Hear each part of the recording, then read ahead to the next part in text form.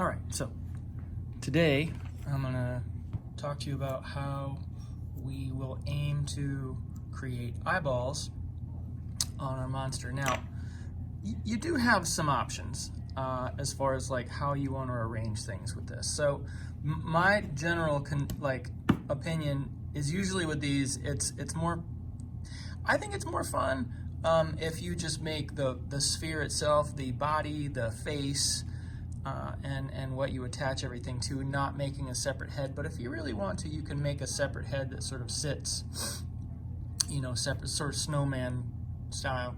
That's up to you.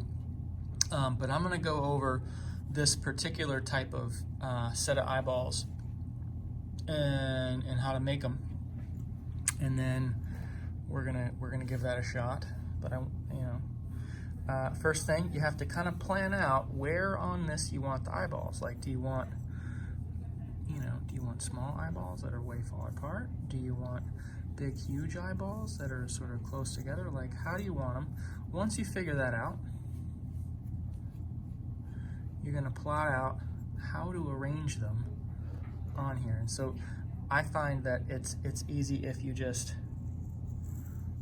plan the axis that goes, like, if you can imagine, this goes up and down the face. This is the top of the face, this is the bottom of the face, so the nose would be like here, something like that.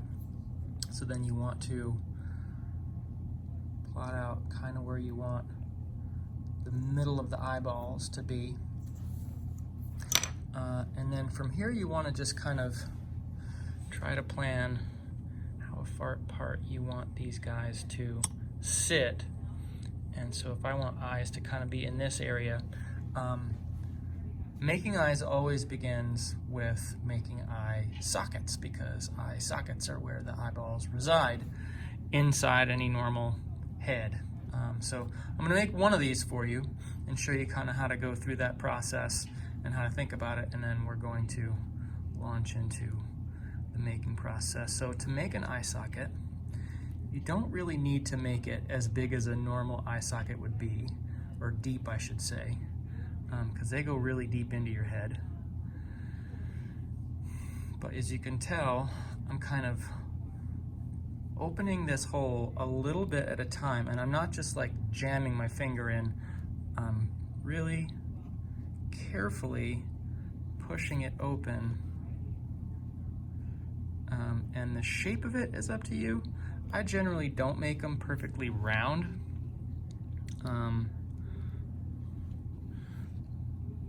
Because the way that we see eyes in somebody's head is not generally perfectly round. So we're gonna say that's one. And obviously I'd wanna make this one to match, but you don't necessarily have to make your eyes perfectly symmetrical. In fact,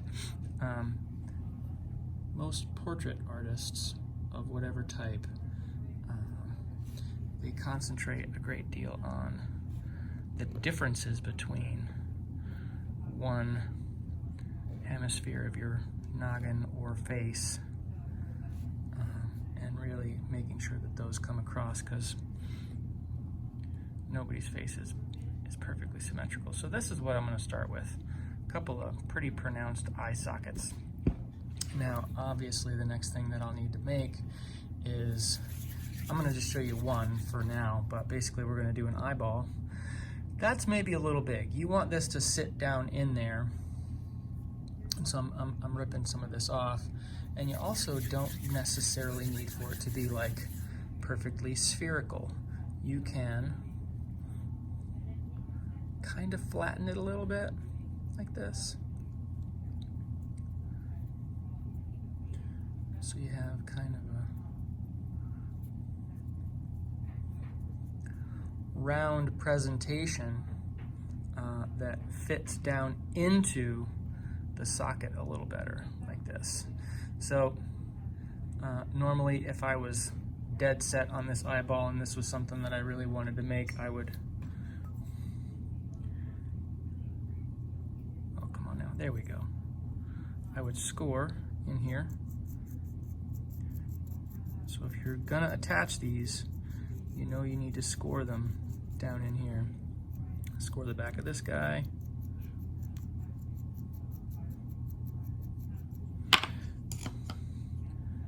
Add a little water and then stuff it in there and give it a nice, just sort of gentle push in, and you'll see the excess water trying to kind of squeeze out of there. That's totally fine. And so it's at this point you've got an eyeball and an eye socket pretty well established. You want to make any changes to this eye socket that you feel like is appropriate. You know, at this point you can kind of close it up a little bit, however you see fit. And then before we add eyelids and do like wrinkles or anything else, we need to put a pupil and an iris. And so generally what I have found to be really effective is to use a marker cap for the pupil and some sort of pokey thing like a pencil or whatever else for the, I'm sorry, I'm confusing my eyeball terms. Marker lid for the iris, pencil, some sort of marking tool for the pupil, and you just make a nice pronounced pupil, and then you want to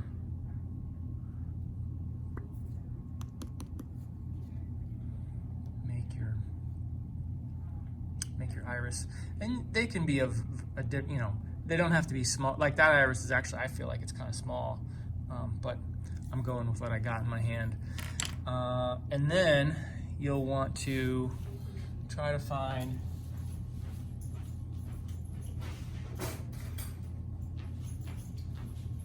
butter knife, something with a kind of a flat edge like this, and you're gonna go in and just kind of give it some little lines, those lines that are in the iris, that are the muscles of the iris that open and close the pupil.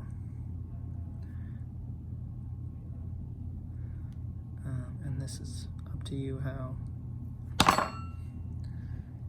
many of those you want. So at this point we can start thinking about lids. Eyelids are relatively simple. We take a small piece of clay, pinch it sort of into a flat, fleshy flap like this. And then you're going to be able to really start to think about expression at this point. And we should be, at this point, kind of decided on an expression and have a particular type of eyeball that we're trying to replicate. So I'm feeling sleepy this morning, so I'm gonna make a sleepy eyeball. Oh, I'm so tired. And that's the top lid. Bottom lid is the same thing. Bottom lid generally doesn't cover quite as much of the eyeball.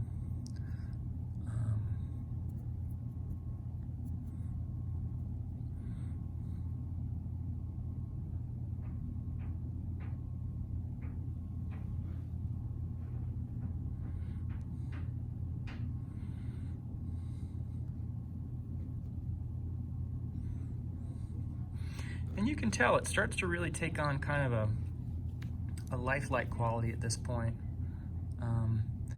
You can push this shut or open it a little bit with a little bit of TLC. And then from here you can think about eyebrows and whatnot, but let's shoot for planning this out and getting some eyes made.